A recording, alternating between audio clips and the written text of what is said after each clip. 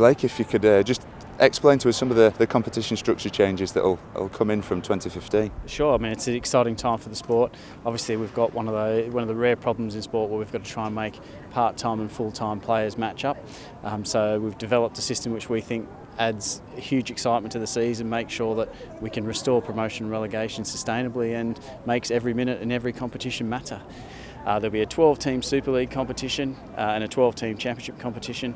Each of those two competitions will play 23 regular season rounds. Each team will play each other home and away, and then the Championships obviously have their Summer Bash weekend and Super League have their Magic weekend. The competition then splits into the Super 8 phase, with the top 8 teams in Super League playing each other. The bottom 4 teams in the Super League and the top 4 teams in the Championship will meet in what will be known as the qualifiers, and they'll be fighting it out for a Super League berth the year after. And then the bottom 8 teams in the Championship will play each other in the Championship Shield. After that, the top 4 teams in the Super League go into the Super League playoffs, and they're fighting out for a berth at Old Trafford and the Super League Grand Final, and ideally the Super League trophy. In that competition, the first team and the 4th team will play each other, sudden death. Second will play third, sudden death, with the winners going through to the Grand Final at Old Trafford.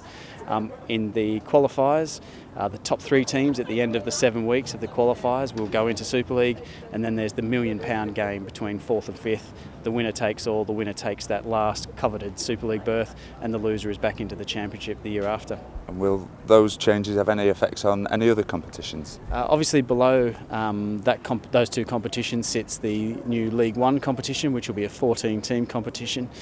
2 teams will have the opportunity to be promoted into the Championship at the end of that season, and then there'll be 2 teams relegated from the Championship Shield competition into the League 1 competition.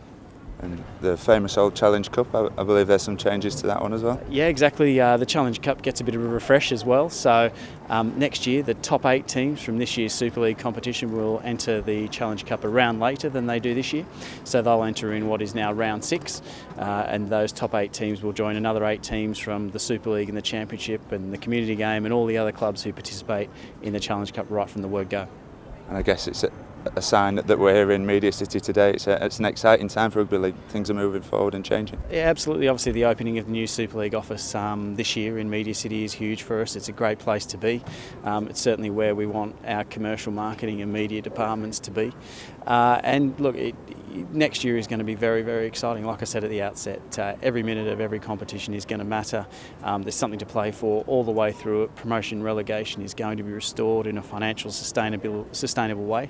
And I think every fan's got something to look forward to next year.